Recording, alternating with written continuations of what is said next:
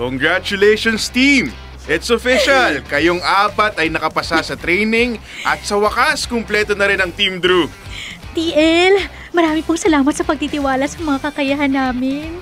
Grabe, hindi ko akalain na makakapasa ako. Sa hirap pa naman ng account na to. Talagang salamat sa Diyos. Tama ka dyan, Ate Nona. Hindi nga rin ako makatulog kaka-review ng FAQs tungkol sa software na hawak natin eh. Masaya ako na nagbunga lahat ng efforts nyo. Biruin nyo, 10 kayong nag-training pero 4 lang kayo na nakapasa sa prod. Dahil dyan, deserve nyo talaga ang papizza ko. Talaga, TL? Nanette, ayan na. Nagbunga na ang kakaparinig mo kay TL. Oo nga eh. TL ha, yung creamy spinach flavor. Ayan na, Nanette ha.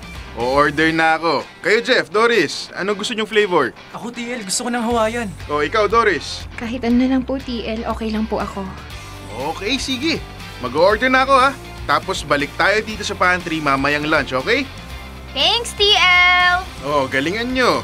Start na ito ng calls nyo with KPIs. Good luck! Let's go!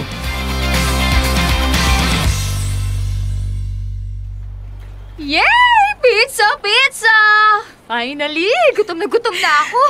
Ako rin, Nanette, nagutom na. Biruin mo, first sabak natin, queuing agad. Sinabi mo pa, Ate Nona. Akala ko bubula na yung bibig ko sa dami ng calls eh. Kaya proud ako sa inyo dahil binigay nyo agad ang best nyo ngayong first day sa floor. Oh, enjoy the pizza habang mainit-init pa. Kuha lang kayo, team. Tawagin ko rin yung mga tenured nyong kasama. Go lang, TL. Marami namang pizza kaya caring i-share. Tsaka sila yung mga matyagang nagturo sa amin bago kami sumabak sa prod.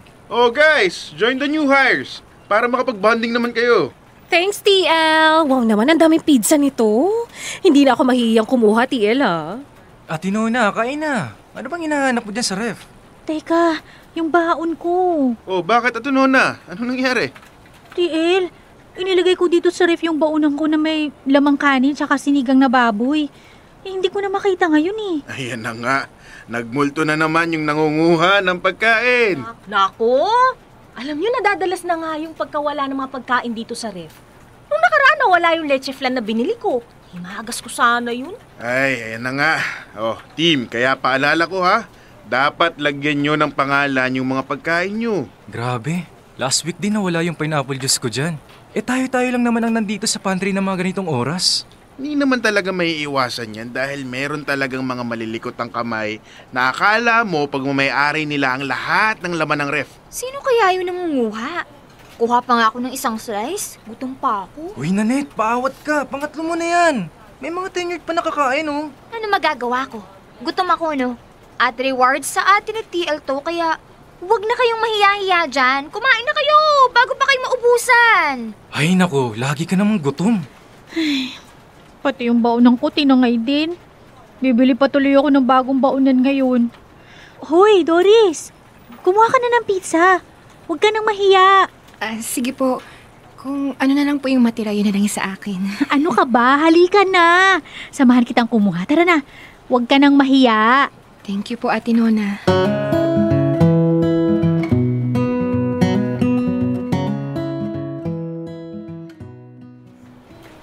Oh, bakit ba kabado kayo? TL, para saan ba kasi itong biglaang pa-meeting mo? Wala pa kaming isang buwan sa work. Sana namang good news. May magpo-pull out po ba ng account, TL? Oh, kalma. Over naman sa ask. Tungkol ito sa food thief. Hay nako, TL. Mabuti naman. At Diyos ko, akala ko mawawala na kami ng trabaho. Walang mawawala ng trabaho. Pero may mga nawawala ng pagkain. Sunod-sunod na kasi ang case at kung matatandaan nyo, mayroon akong private message sa inyo at tinanong ko kung sino ang hinala nyong kumukuha ng pagkain sa pantry. Lahat kayo sa team ko, iisa ang sagot. At wala siya dito sa meeting? Tama, lahat kayo, iisa ang binanggit. Walang iba kung hindi si Nanette. Alam mo, siya lang talagang hinala ko eh. Kasing hilig niya manghingi ng pagkain. At halata naman sa katawan niya na meron siyang katakawan. Di ko rin gusto yung inasal niya nung nakaraan ng mag-pizza party tayo, TL. Ay, oo nga. Parang ayaw niya mag-share. Oh, quiet. Hindi porket iisa kayo ng pinaghihinalaan, ay tama na kayong lahat. Maaaring yung food thief ay kasama rin natin dito ngayon. Oo nga. Malay nyo, si Jeff talaga yung nangunguha ng pagkain. Uy, hindi May baon ako, no?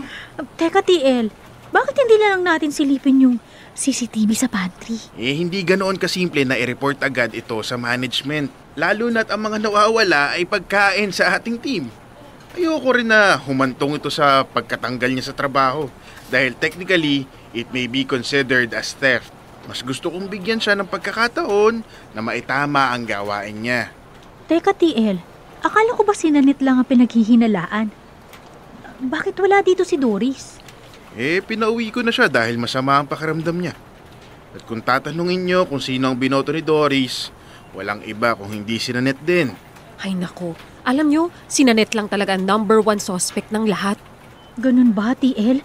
Naku, ano nangyari kay Doris? Bakit daw masama ang pakiramdam? Di ko alam. Nahihilo daw at nasusuka. Siguro inaatake ng acid reflux. TL, balik tayo sa plano. Paano po natin mahuhuli at mapapaamin si Nanette? Team, ganito. Maglalagay tayo ng food trap para matapos na tong issue na to. Pero linawin ko safe lang ang gagamitin natin.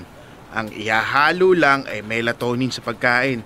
Pampatulog lang yun, hindi lason. Hindi laxative. TL, sure po ba tayo dyan? Paano kung ibang kasama lang natin na makakain? Baka antukin sila sa shift. Naiintindihan ko yan, Nona.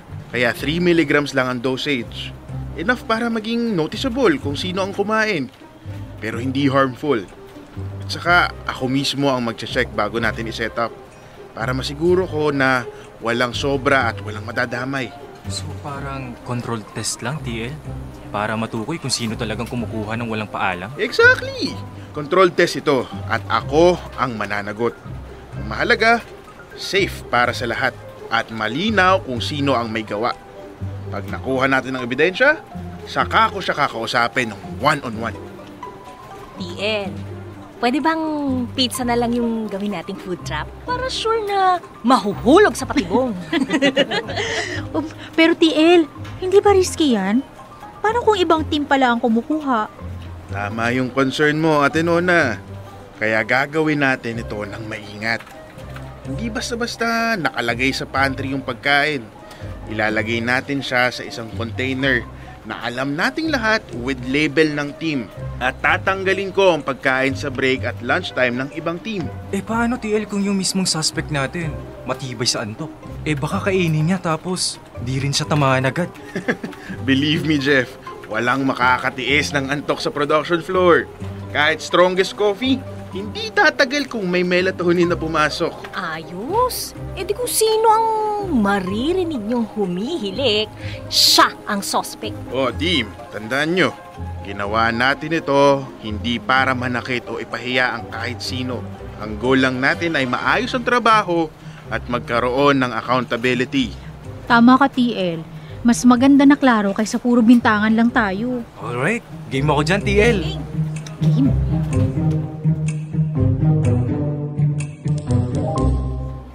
Hi, thank you for calling. This is Nanette speaking.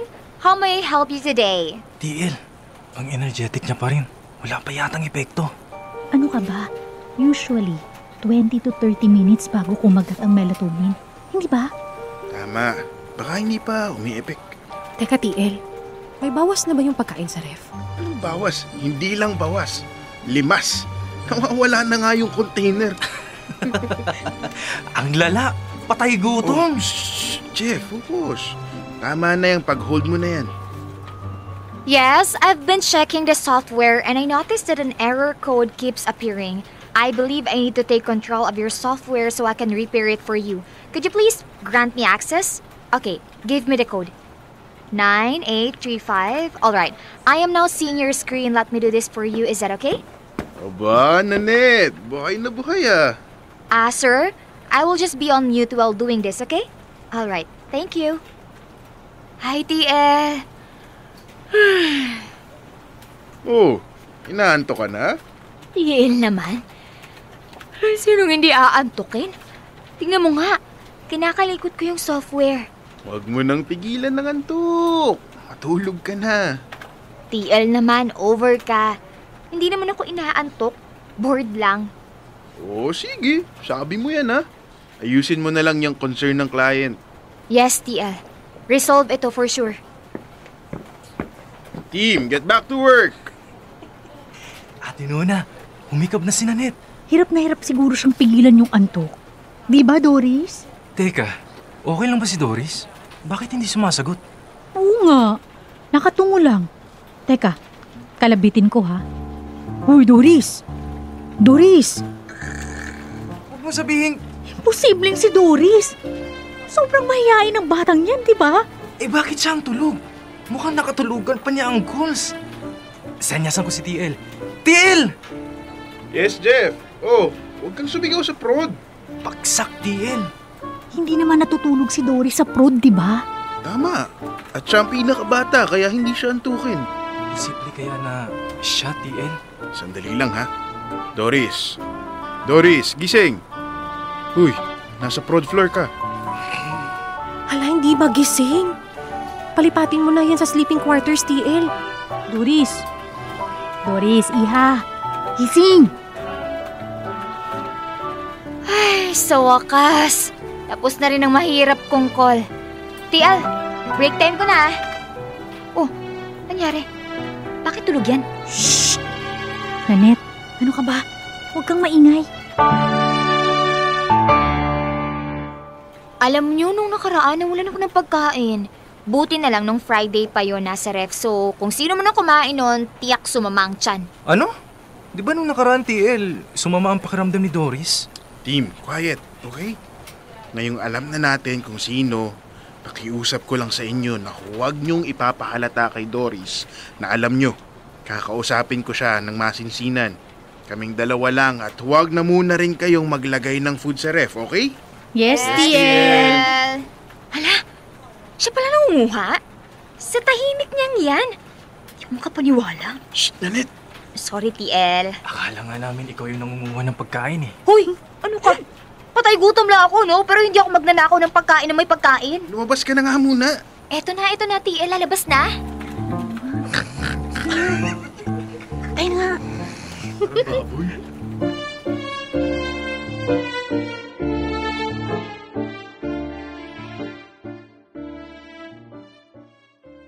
Dear love, laking gulat namin ang araw na yun. Ang tahimik at mahiyaing si Doris pala ang nangunguha ng pagkain sa pantry. Matapos ang aming natuklasan, kinausap kami ni TL at ipinaliwanag ang pinagdaraan ng pinansyal ni Doris. Hindi na rin naman niya maitatago ang katotohanan dahil huling-huli na din siya. Ganun pa man, binigyan siya ni TL ng final warning. Kaya matapos sa mga masinsinang usapan, ay wala nang nawawalang pagkain sa pantry. Bukod sa napag-alaman namin, ay may natutunan din naman kami sa pangyayari.